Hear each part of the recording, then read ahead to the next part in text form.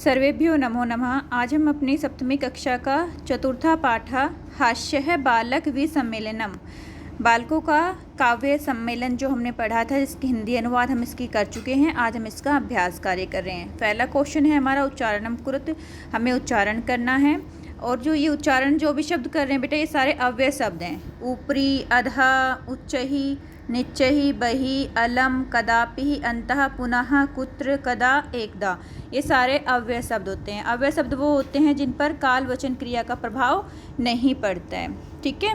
ऊपरी का मतलब होता है ऊपर, अधः का मतलब नीचे।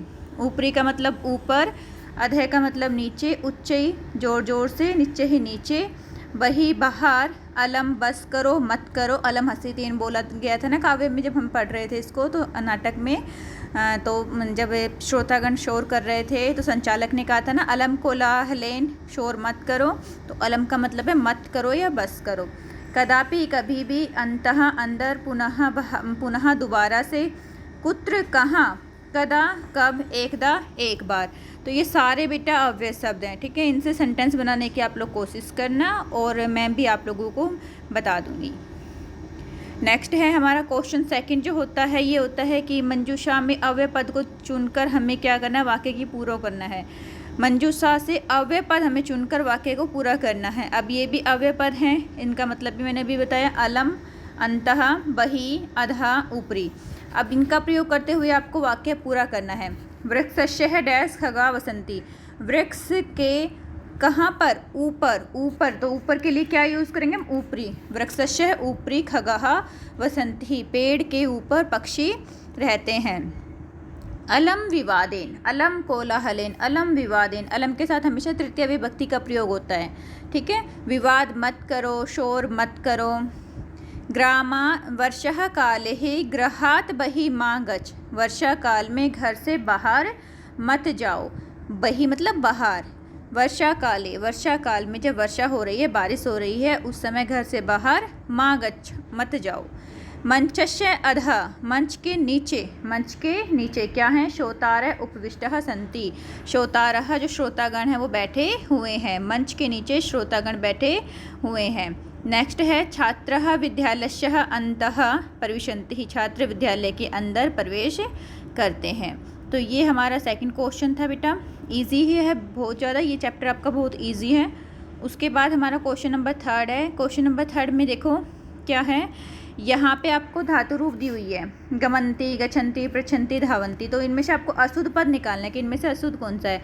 और इसमें से जो अशुद्ध है वो क्या है, गमन्ति है। गमन्ति अशुद्ध क्यों है, अब हमारे दिमाग में ये आएगा कि भाई ये सेम ही लग रहे हैं हमें, तो यच्छन्ति भी, पृच्छन्ति भी, धावन्ति भी, तो हमने गमन्ति को ही क्यों निकाला। क्योंकि बेटा गम धातु होती है, लेकिन जब हम उसको शब्द रूप बनाते हैं ना, तो क्या बनाते हैं हम, उसका शब्द रूप हमारा जब होता है तो क्या होता है, गच्छति ही, गच्छतः, गच्छन्ति। तो यहाँ पे अगर शुद्ध वर्ड होता तो वहाँ पे ये क्या लिखा होता, गच्छन्ति ऐसे लिखा होता, गच्छति नहीं लिखा होता, गमती नहीं होता, गच्छन्ति होता। ठीक है। गच्छति ही, गच्छतः, गच्छन्ति आप लोगों ने पढ़ा हुआ है।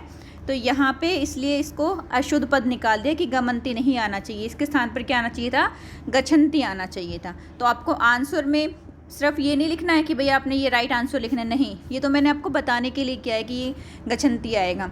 आपको आंसर में, क्योंकि हमें अशुद्ध पद को ही चुनना था ना, तो अशुद्ध पद हमारा यही है गमन्ति, तो हम गमन्ति लिखेंगे। ओके बेटा।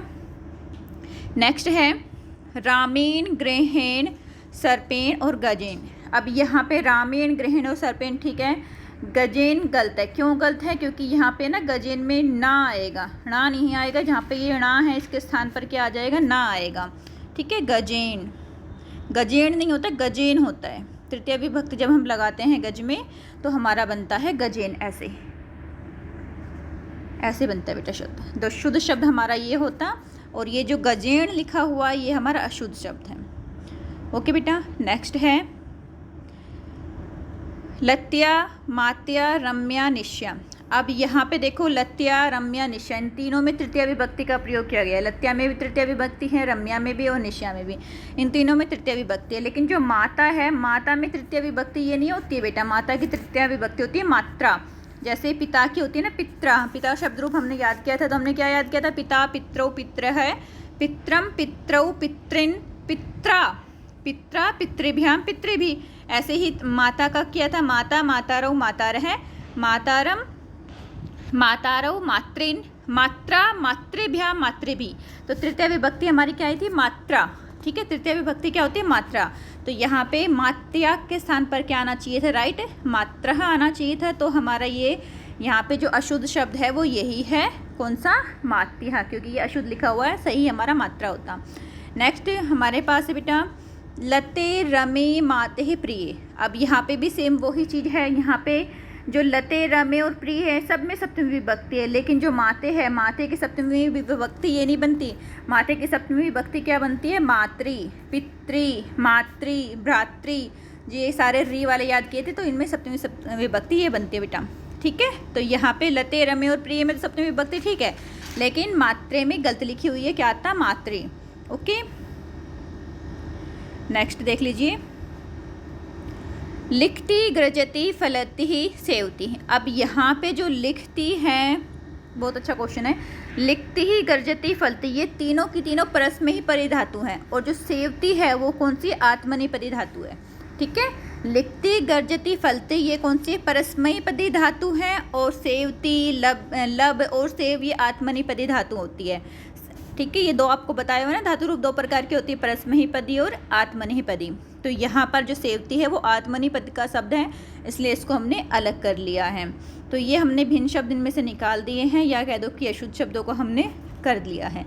नेक्स्ट क्वेश्चन आता है हमारा, क्वेश्चन नंबर 4 है हमारा, मंजूषा। समानार्थक शब्द हमने लिखने हैं। तो अब हमें समानार्थक शब्द चैप्टर अगर अच्छी तरह से जिस बच्चों ने पढ़ा होगा वो आराम से निकाल देंगे।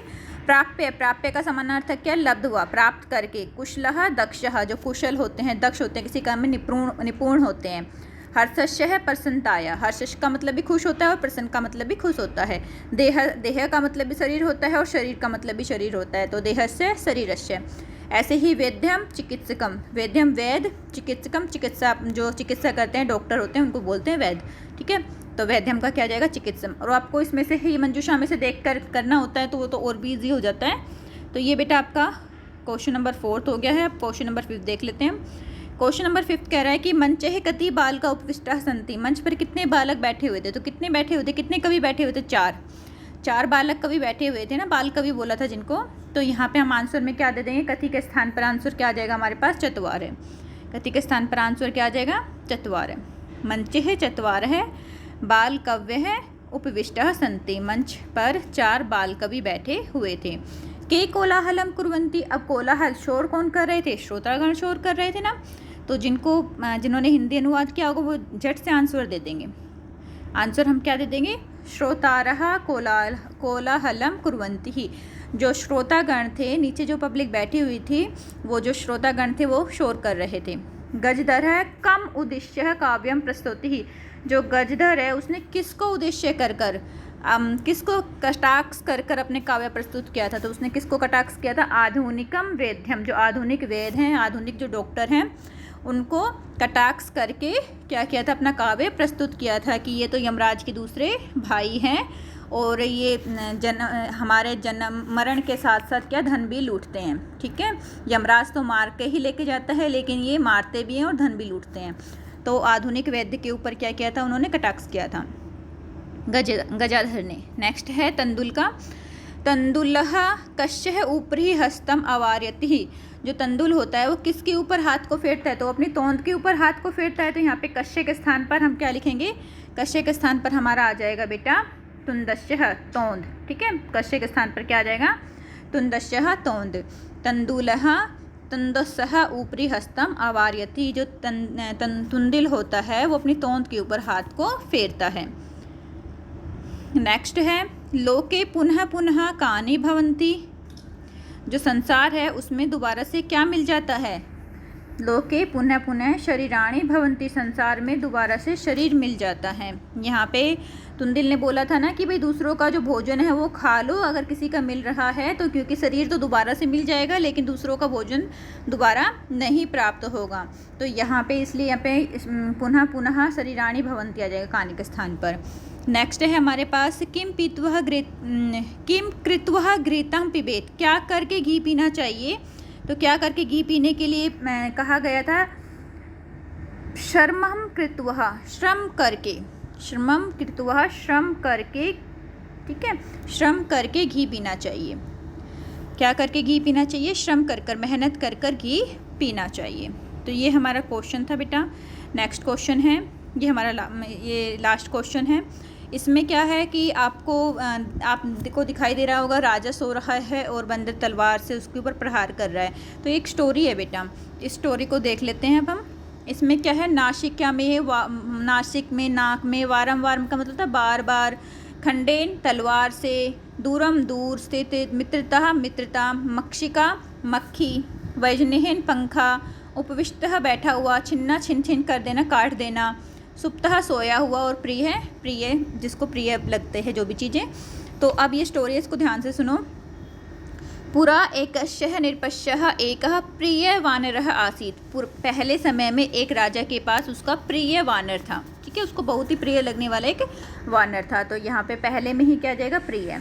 सेकंड में आ जाएगा एकदः निरपः सुप्तः आसीत्। एक बार जो राजा था वह क्या था? सोया हुआ था, सुप्तः था, सोया हुआ था।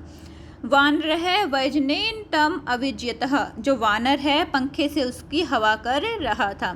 वानर क्या कर रहा था? पंखे से उसको हवा कर रहा था। वज्नेन का मतलब होता है वज्नेन पंखा। तदेव एका मक्षिका निरपश्यः नासिकायाम उपविष्टः। तभी एक मक्खी राजा के नाक के ऊपर बैठ जाती है।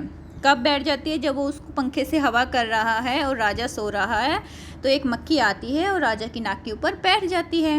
यद्यपि ही वानरः वारम वारम वज्नेन ताम निवारयन्ति। जबकि वानर ने, बंदर ने बार बार, वारम वारम बार बार पंखे की सहायता से उसको दूर करने की भी कोशिश की। ताम निवारयन्ति समय उसको दूर करने की कोशिश की, हटाने की कोशिश की। तथापि ही पुनः पुनः, फिर भी वह बार बार नासिका में ही उपविशन्ति समहा, वह नाक पर आकर बैठ जाती थी, ठीक है, लेकिन वह बार बार क्या करती थी? नाक पर आकर बैठ जाती थी, उपविष्टि हो जाती थी। अंतः सा मक्षिका, अंत में वह मक्षिका, अब अंत में वह मक्षिका क्या हुआ? हंतु खंडेन प्रारम अक्रोहोत। अंत में उस मक्षिका के ऊपर उसने क्या किया? खंडेन प्रारम अक्रोहोत, अब तलवार से प्रहार किया। जब वो पंखे से नहीं हट रही थी, जिससे वह हवा कर रहा था राजा को, उस पंखे से नहीं हट रही थी, तो उसने उसको हटाने के लिए क्या किया? खंडेन प्रारम अक्रोहोत, तलवार से उस पर प्रहार किया। मक्षिका तो उड़ी, मक्खी तो उड़ गई, दूरम गता, और उड़कर दूर चली गई। मक्षिका तो उड़ी है, दूरम गता, मक्षी तो उड़कर दूर चली गई, लेकिन हुआ क्या उस तलवार से? किंतु खंडनेन प्रहारे निरपश्य नासिका छिन्ना अभवत। लेकिन तलवार के प्रहार से राजा की नाक कट गई, ठीक है, तलवार के प्रहार से क्या हुआ? राजा की नाक कट गई। अतः उच्यते, इसलिए कहा गया है, क्या कहा गया है? मूर्ख जनैः सा मित्रता न नोचितः। मूर्ख लोगों के साथ मित्रता उचित नहीं है। मूर्ख जनैः सह मित्रता न उचितः, संधि विच्छेद कर दिया, नोचिता का ना धन उचिता बोल दिया। मूर्ख लोगों के साथ मित्रता अच्छी नहीं होती है, उचित नहीं होती है। अब नेक्स्ट क्वेश्चन है बेटा, ये लास्ट क्वेश्चन है। विलोम पद हमें बताने हैं। अधा, अधा का विलोम क्या हो जाएगा? अधा मतलब क्या था? नीचे, और इसका विलोम क्या हो जाएगा? ऊपरी, ऊपर। अधा नीचे, ऊपरी ऊपर, अंतः अंदर, बही बाहर, दुर्बुद्धे बुरी बुद्धि वाला, सुबुद्धे अच्छी बुद्धि वाला, उच्च ही नीचे ही, ठीक है, उच्च ही जोर जोर से, ऊंचे ऊंचे, नीचे ही नीचे नीचे, दुर्लभम सुलभम, दुर्लभम जो मुश्किल से प्राप्त होता है, सुलभम जो आसानी से प्राप्त हो जाता है। तो ये हमारा अभ्यास कार्य था बेटा, इसको अपनी नोटबुक में लिख लेना। ये बहुत ही इजी था। फिर भी अगर किसी को कोई दिक्कत आए तो आप मुझसे कमेंट बॉक्स में पूछ लेना। ओके बेटा, अपना ध्यान रखना, टेक केयर।